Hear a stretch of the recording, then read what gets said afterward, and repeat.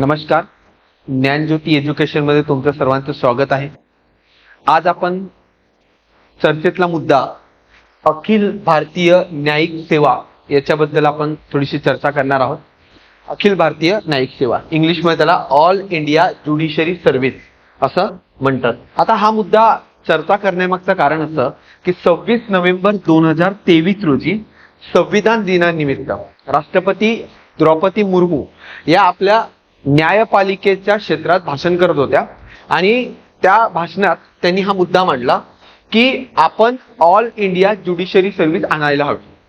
आता या त्यांच्या मुद्दा मांडल्यामुळे या मुद्द्याला चर्चेला एक उदाहरण आलं भारतात, कारण की हा जो मुद्दा आहे तो आपण 1960च्या दशकापासून चर्चा करत आहोत, परंतु अजूनपर्यंत आपण ऑल इंडिया ज्युडिशरी सर्व्हिस आणलेली नाहीये. नेमकी ऑल इंडिया ज्युडिशरी सर्व्हिस म्हणजे काय आणि याचा आपल्या संविधानामध्ये काय काय तरतूद आहेत या सगळ्या सविस्तर आज आपण या व्हिडिओमध्ये बघणार आहोत. येणाऱ्या कंबाईनच्या आणि एमपीएससीच्या दृष्टिकोनातून यावर प्रश्न येण्याची शक्यता आहे, त्या निमित्ताने आपण हा व्हिडिओ बनवलेला आहे. सगळ्यात पहिले अखिल भारतीय सेवा म्हणजे काय, म्हणजे आपण आपला जो मुद्दा आहे मेन मुद्दा अखिल भारतीय न्यायिक सेवा, त्याच्या आधी अखिल भारतीय सेवा म्हणजे काय हे आपण पाहतोय. अखिल भारतीय सेवा म्हणजे काय, केंद्र आणि राज्य सरकारमध्ये समान असलेल्या सेवा यांना आपण अखिल भारतीय सेवा असं म्हणतो. समान असलेल्या म्हणजे काय, प्रशासन हे केंद्रात पण असतं, प्रशासन हे राज्यात पण असतं, पोलीस हे केंद्रात पण असतात, पोलीस हे राज्यात पण असतात, जंगल म्हणजे फॉरेस्टच्या संदर्भात केंद्रात पण नियम आहेत, राज्यात पण नियम आहेत. अशा ज्या काही सेवा आहेत ज्या केंद्र आणि राज्य सरकारमध्ये समान असतात त्यांना आपण अखिल भारतीय सेवा असं म्हणतो. आणि या सेवेतले जे सदस्य असतात ते केंद्रातील आणि राज्यातले वरिष्ठ पद धारण करतात. वरिष्ठ पदामध्ये तुम्ही IAS IPS ही नावं ऐकली असतील. ती जी सगळ्या सेवा आहेत त्यांना आपण अखिल भारतीय सेवा असं म्हणतो. मग भारतात अशा काही सेवा आहेत का, तर हो, भारतात आतापर्यंत 3 अखिल भारतीय सेवा आहेत. सर्वप्रथम भारतीय प्रशासकीय सेवा, त्याला आपण इंग्लिशमध्ये इंडियन ऍडमिनिस्ट्रेटिव्ह सर्व्हिस असं म्हणतो. दुसरं भारतीय पोलीस सेवा, त्याला आपण इंडियन पोलीस सर्व्हिस असं म्हणतो. आणि तिसरं आहे भारतीय वन सेवा, इंडियन फॉरेस्ट सर्व्हिस असं म्हणतो. 1947 मध्ये IAS आणि IPS अशा 2 सेवा यांना राज्यघटनेमध्ये अखिल भारतीय सेवा अशी मान्यता देण्यात आली. आणि शेवटी 1966 मध्ये इंडियन फॉरेस्ट सर्व्हिस अशी तिसरी अखिल भारतीय सेवा अस्तित्वात आली. साल लक्षात ठेवा, 1947 आणि 1966. त्याच्यानंतर अखिल भारतीय न्यायिक सेवा आणावी का याच्यावर चर्चा 60च्या दशकापासून सुरू झालेली, परंतु आजपर्यंत ते आणावं की नाही याच्यावर आपली चर्चा थांबलेली आहे. पुढे आता अखिल भारतीय सेवाच्या संदर्भात भारतीय संविधानाचा कलम 312 व्हेरी इम्पॉर्टंट, सगळ्यांनी लक्षात ठेवायचे की अखिल भारतीय सेवेच्या संदर्भात कोणतं कलम आहे, कलम 312. आता हा अखिल भारतीय सेवेचा जो मुद्दा आहे तो सध्या चर्चेत असल्यामुळे तुम्हाला याचा कलम 100% माहिती पाहिजे.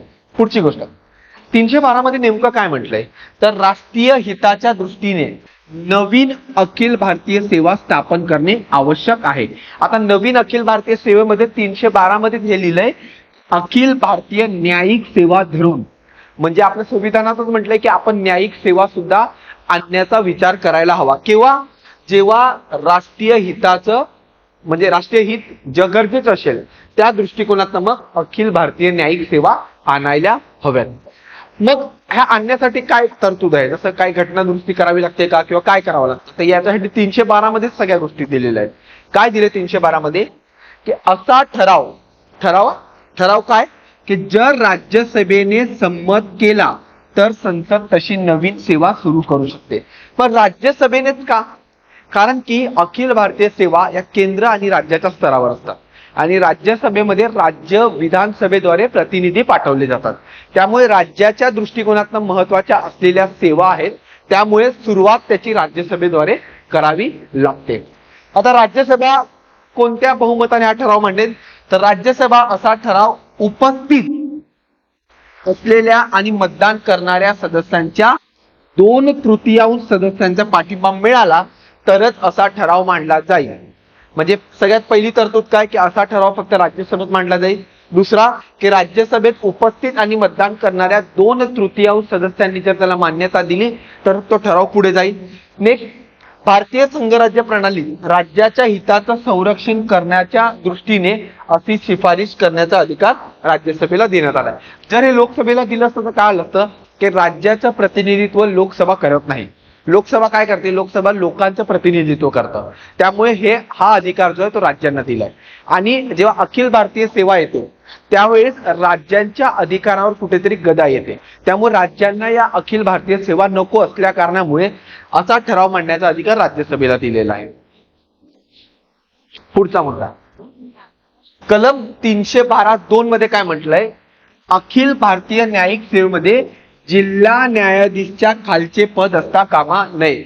मग आपण जर कोर्टाचं एक स्ट्रक्चर पाहिलं तर भारतात सर्वात वर असतं सुप्रीम कोर्ट, मग असतं हायकोर्ट आणि त्याच्या नंतर असते जिल्हा न्यायालय.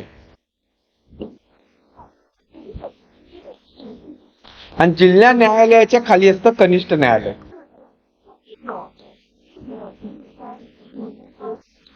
मग जर अखिल भारतीय सेवा आली तर कलम 312(2) मध्येच म्हटलंय की जिल्हा न्यायालयाचे खालचे पद असता कामा नये. म्हणजे अखिल भारतीय सेवा जर आली ती टार्गेट करेल जिल्हा न्यायालयाला. किंवा हायकोर्ट आणि सुप्रीम कोर्टची तर वेगळी पद्धत आहे, त्याच्यामुळे तिकडे अखिल भारतीय सेवा लागू होणार नाही. मग इथं जिल्हा न्यायालयाचे जे जज असतील ते अखिल भारतीय सेवेद्वारे, अखिल भारतीय न्यायिक सेवेद्वारे निवडले जातील. आता 312(2) मध्ये काय म्हटलं, जिल्हा न्यायालय पाहिजे. मग जिल्हा न्यायालयाची पदं ही आपण काय करू, अखिल भारतीय न्यायिक सेवेद्वारे नियुक्त करू. पण नेमकं जिल्हा न्यायालयामध्ये कोण कोण येतं हे कलम 236 मध्ये म्हटलेलं आहे. मग तुम्हाला फक्त एक शब्द दिसतो की जिल्हा न्यायालय, पण त्याच्यामध्ये कोणते कोणते जज येतात यांचं स्पष्टीकरण कलम 236 मध्ये दिलेलं आहे. तर या संज्ञेमध्ये शहरातील दिवाणी न्यायालयाचे न्यायाधीश, अतिरिक्त जिल्हा न्यायाधीश, संयुक्त जिल्हा न्यायाधीश, सहाय्यक जिल्हा न्यायाधीश, स्मॉल कॉजेस न्यायालयाचा मुख्य न्यायाधीश, मुख्य प्रांतिक न्यायाधीश, अतिरिक्त मुख्य प्रांतिक न्यायाधीश, सत्र न्यायाधीश, अतिरिक्त सत्र न्यायाधीश आणि सहाय्यक सत्र न्यायाधीश असे इतके टर्म जिल्हा न्यायाधीश मध्ये इन्क्लूड केलेले असतात. म्हणजे आपल्याला फक्त डिस्ट्रिक्ट कोर्ट दिसतं, पण त्यासोबत section court, assistant section court असं वगैरे खूप सारे टर्म आहेत. त्यामुळे तुम्हाला हे 312(2) आणि 236 सुद्धा लक्षात ठेवायचं आहे. पुढे मग सध्या जिल्हा न्यायाधीशची नेमणूक कशी काय होते, म्हणजे आपल्याकडे तर अखिल भारतीय न्यायिक सेवा नाहीये, मग जिल्हा न्यायाधीशची सध्या नेमणूक कशी होते. तर बघा, सध्याच्या प्रणालीमध्ये राज्य लोकसेवा आयोग आणि उच्च न्यायालयाद्वारे हे सगळी नियुक्ती वगैरे केली जाते. आणि त्याच्यासाठी कलम 233 आणि कलम 234 मध्ये तरतुदी आहेत. मग सध्या आपल्याकडे डायरेक्ट जिल्हा न्यायाधीशसाठी कुठली एक्झाम आहे का, सध्या नाहीये. सध्या आपण कनिष्ठ न्यायाधीश निवडतो आणि कनिष्ठ न्यायाधीशचं प्रमोशन होऊन तो जिल्हा न्यायाधीश बनतो. बघूयात पुढे काय ते. बघा, उच्च न्यायालयाशी विचार विनिमय करून राज्यपाल राज्यातील जिल्हा न्यायाधीशची नियुक्ती, पदनियुक्ती आणि पदोन्नती करतो. म्हणजे हा अधिकार कोणाला सध्या देण्यात आलाय, राज्यपालला. आणि तो राज्यपाल कोणाच्या सल्ल्याने काम करतोय, उच्च न्यायालयाच्या सल्ल्याने काम करतोय. मग जिल्हा न्यायाधीश होण्यासाठी काही पात्रता निकष आहेत ते बघूयात आपण. सगळ्यात पहिले, ती व्यक्ती केंद्र सरकार किंवा राज्य सरकाराच्या सेवेत नसावी, पहिला मुद्दा. दुसरा, त्या व्यक्तीने 7 वर्ष वकिलीचे काम केलेले असावे. आणि तिसरं, उच्च न्यायालयाने नियुक्तीसाठी तिची शिफारिश केलेली असावी. साधे 3 क्रायटेरिया सध्या जिल्हा न्यायाधीशसाठी.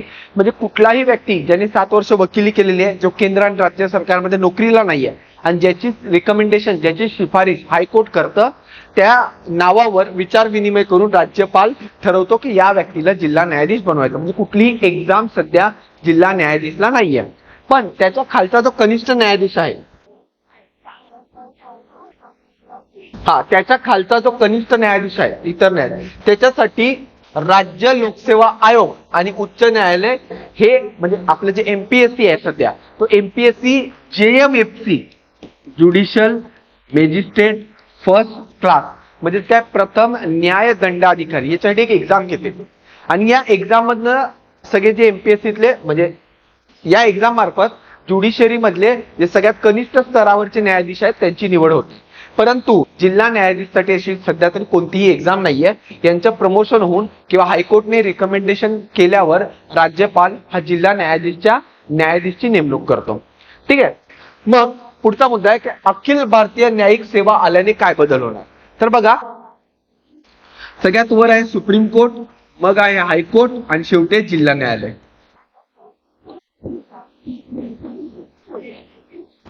याच्या आधी मला तुम्हाला IAS, IPS आणि IFS यांच्या ज्या परीक्षा असतात त्या कशा होतात या सांगावं लागेल. या सर्वांच्या परीक्षा हा UPSC मार्फत होतात. युनियन पब्लिक सर्व्हिस कमिशन ही एक अशी बॉडी आहे जी अखिल भारतीय सेवा आहेत, अखिल भारतीय सेवा यांच्यासाठी ज्या परीक्षा असतात ती ही बॉडी घेते आणि त्यांच्या मार्फत आपल्याला हे 3 पदातले अधिकारी निवडले जातात. मग हे कसे निवडले जातात? समजा एखादा यूपी मधला व्यक्ती आहे, एखादा यूपी मधला मुलगा आहे, त्यांनी अखिल भारतीय सेवा म्हणजे UPSC ची परीक्षा दिली आणि त्या परीक्षा अंतर्गत जर त्याची रँक समजा 100च्या आत आली किंवा त्याची एक पर्टिक्युलर रँक आली आणि त्याला समजा महाराष्ट्रामध्ये IAS अधिकारी व्हायचं आहे आणि महाराष्ट्रात IAS अधिकारीची जागा रिकामी आहे, तर या यूपी मधला व्यक्ती महाराष्ट्रामध्ये IAS होऊ शकतो. म्हणजेच काय, या अखिल भारतीय सेवा आल्यामुळे आपल्याला बंदिस्त ठेवण्यात आलेलं नाही. म्हणजे यूपीचा व्यक्ती सुद्धा महाराष्ट्रात काम करू शकतो, महाराष्ट्राचा व्यक्ती तमिळनाडूत काम करू शकतो, तमिळनाडूचा व्यक्ती राजस्थानमध्ये काम करू शकतो.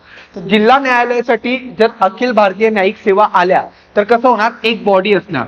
समजा XYZ नावाची घटनात्मक संस्था बनवली. ही XYZ नावाची घटनात्मक संस्था काय करेल, पूर्ण भारतासाठी भारतातले जेवढे जिल्हा न्यायाधीश आहेत त्यांच्यासाठी किती वॅकन्सी रिकामी आहे आणि त्या वॅकन्सीनुसार जागा म्हणजे परीक्षा घेईल आणि त्याच्यानंतर परीक्षा घेण्यानंतर एक रँक येते. पहिला ते समजा 100 जागेसाठी परीक्षा घेण्यात आलेली आहे आणि मग समजा तो पहिला जो आलाय तो समजा बिहार मधला आहे आणि त्याला गुजरात मधल्या जिल्हा न्यायालयात काम करायचंय, तर मग त्याला गुजरात मधला जिल्हा न्यायाधीश बनवलं जाईल. याच्यामुळे काय होणार की आपण कुठे बंदिस्त राहणार नाही आणि एक डायव्हर्सिटी येईल की बाबा इथला व्यक्ती तिथं जाऊन जिल्हा न्यायाधीश बनतोय, तिथला व्यक्ती इथं जाऊन जिल्हा न्यायाधीश बनतोय आणि अशा प्रकारे एका परीक्षेद्वारे आपण पूर्ण भारतात जिल्हा न्यायाधीशसाठी आपण एक ओपन एक्झाम घेतोय, ज्यात कोणत्याही राज्यातला व्यक्ती कोणत्याही राज्यात जाऊन आपलं हे देऊ शकतो. याच्यामुळे काय होणार बघा, IAS अधिकारी प्रत्येक राज्यात डिफरंट येतात आणि त्याच्यामुळे काय होतं, इतर राज्यातलं जे ज्ञान आहे किंवा इतर राज्यातल्या व्यक्तीचं जे नॉलेज आहे ते आपल्याला दुसऱ्या राज्यात वापरता येतं. मग असंच अखिल भारतीय न्यायिक सेवेमुळे काय होणार की कुठल्याही राज्यातला व्यक्ती कुठल्याही राज्यात जाऊन आपली सेवा देऊ शकतो. हा, आता याचे फायदे काय बघा, अखिल भारतीय न्यायिक सेवेचे फायदे बघा. न्यायपालिकेची गुणवत्ता कार्यक्षमता वाढवून न्यायाधीशची निवड आणि प्रशिक्षण यांच्यात एक समान आणायचंय आणि उच्च दर्जा सुनिश्चित करायचा. आता UPSC आल्यामुळे काय होतं, UPSC की एक्झाम येते 3 स्तरात होते. पहिलं पूर्व परीक्षा, मग मुख्य परीक्षा आणि मग मुलाखत. यात पूर्ण भारतातले स्पर्धा करतात आणि त्यातलं टॉपचे जे 1000 लोक असतात ती एकदम बेस्ट 1000 लोक असतात आणि ते काय त्यांची एकदम जबरदस्त गुणवत्ता आणि पूर्ण भारतात एकच परीक्षा असल्यामुळे त्याच्यात एक समान दर्जा राहतो आणि उच्च दर्जाची लोक हे निश्चित म्हणजे निवडले जातात. तसंच जर ज्युडिशियल सर्व्हिस आली तर त्याचप्रमाणे सगळे भारी म्हणजे एकदम नॉलेजेबल जे जज असतात ते आपल्याकडे जिल्हा न्यायाधीश म्हणून त्याची नियुक्ती होऊ शकते. पुढे ऑल इंडिया ज्युडिशरी सर्व्हिसच्या खालच्या न्यायालयामध्ये न्यायाधीशची रिक्त पदे भरणार आहेत, जी सध्या देशातल्या खालच्या न्यायव्यवस्थेत सुमारे 5400 रिक्त पदं आहेत आणि याच्यामुळे काय होतंय की 2.75 कोटी प्रकरणं निलंबित आहेत. मग जर ज्युडिशरी सर्व्हिस आली तर आपण फटाफट काय करू शकतो, न्यायाधीशची रिक्वायरमेंट करू म्हणजे रिक्रुटमेंट करू शकतो आणि याच्यामुळे काय होणार, जे आपले 3 कोटीच्या आसपास जे खटले प्रलंबित आहेत त्याच्यावर आपण लवकरात लवकर काम करायला सुरुवात करू शकतो. आता सध्या काय होतं माहिती का, समजा महाराष्ट्रात इतक्या वॅकन्सीज आहेत परंतु काही वेळ आर्थिक कारण असो किंवा इतर कारण असो आपण वॅकन्सी भरत नाहीये. जर ऑल इंडिया ज्युडिशियल सर्व्हिस आली तर सगळं सेंटर बॉडी एक बघणार आणि ते सगळे काय करणार, फटाफट वॅकन्सी भरणार आणि कोर्टामधले प्रलंबित खटले लवकरच निकालात लागणार. पुढे ऑल इंडिया ज्युडिशरी मधून न्यायपालिकेच्या नियुक्तींमध्ये न्यायालयीन किंवा कार्यकारी हस्तक्षेपाची संधी कमी करेल आणि न्यायाधीशचं स्वातंत्र्य आणि उत्तरदायित्व सुनिश्चित करेल. म्हणजे काय होते, सध्या जो जिल्हा न्यायाधीश असतो तो कसा निवडला जातो की हायकोर्ट रिकमेंड करते राज्यपालला.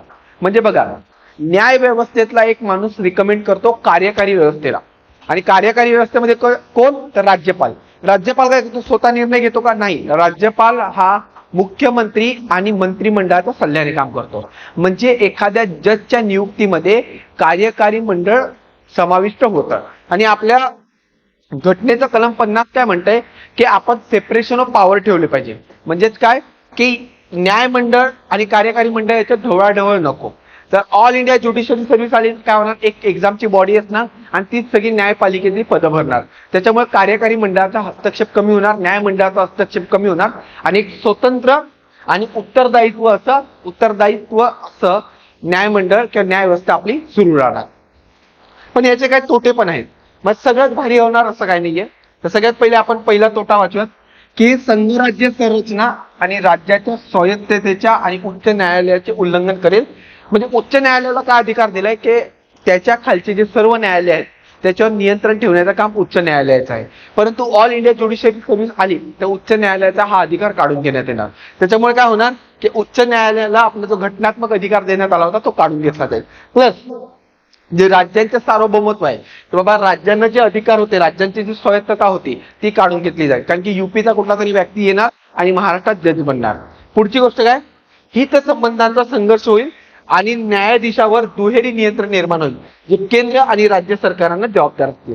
म्हणजे बघा आता एखादा झारखंडचा व्यक्ती मध्य प्रदेशमध्ये जज बनला तर याचा परिणाम काय होणार की तो आलाय ऑल इंडिया ज्युडिशियरी सर्व्हिस मधनं, त्याच्यामुळे त्याच्यावर केंद्राचं पण नियंत्रण असेल. प्लस तो मध्य प्रदेश सरकारमध्ये आहे त्यामुळे त्याच्यावर मध्य प्रदेश सरकारचं पण दुहेरी नियंत्रण असतं. आणि तिसरा आणि सर्वात महत्वाचा मुद्दा की न्यायपालिकेच्या प्रभावी कामकाजासाठी आवश्यक असलेले विविध राज्याचे स्थानिक कायदे, त्यांच्या भाषा आणि चालीरीतीकडे दुर्लक्ष केले जाईल. म्हणजे बघा आता एक खूप छान उदाहरण सांगतो तुम्हाला. समजा एखादा हरियाणाचा व्यक्ती आहे जो all India judiciary service pass झाला, तो गेला तमिळनाडूमध्ये.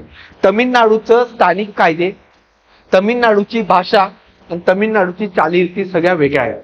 मग हा हरियाणाचा जो जज असेल तो काय करेल की स्वतःच्या ज्या हरियाणाच्या पर्स्पेक्टिव्हने न्यायालयीन निकाल देईल आणि याचा मोठा परिणाम तमिळनाडूच्या न्यायव्यवस्थेवर होईल. त्यामुळे असं म्हणतात की ऑल इंडिया ज्युडिशियरी आली, स्थानिक कायद्यांचा त्यांना अभ्यास करावा लागेल, ती एक वेगळी भानगड तयार होत जाईल आणि त्याच्यामुळे त्यांना भाषा शिकावी लागेल. प्लस चालीरीतींकडे दुर्लक्ष करून चालत नाहीये. या सगळ्या गोष्टी आणि या सगळ्या अडचणीमुळे आतापर्यंत अखिल भारतीय न्यायिक सेवा आलेल्या नाहीयेत. पण परंतु जेव्हापासून द्रौपदी मुर्मू यांनी हा जो मुद्दा मांडलाय त्यामुळे भारतात एक हेल्दी डिबेट तयार झालेली आहे. ऑल इंडिया ज्युडिशियरी सर्व्हिस आणावी का? आणि आणल्यामुळे नक्कीच IAS IPS सारखी नवीन एक कॉम्पिटेटिव्ह एक्झाम तयार होईल आणि जे स्पर्धा करतायत त्यांना अजून एक चांगला फायदा होईल. परंतु जर आणल्यामुळे हे सगळे जर मुद्दे ऍड्रेस करता आले तर उत्तमच. हा तुम्हाला व्हिडिओ आमचा आवडला असेल तर नक्की लाईक करा आणि आमच्या चॅनलला सबस्क्राईब करा आणि हा व्हिडिओ आवडला तर शेअर सुद्धा करा. थँक्यू.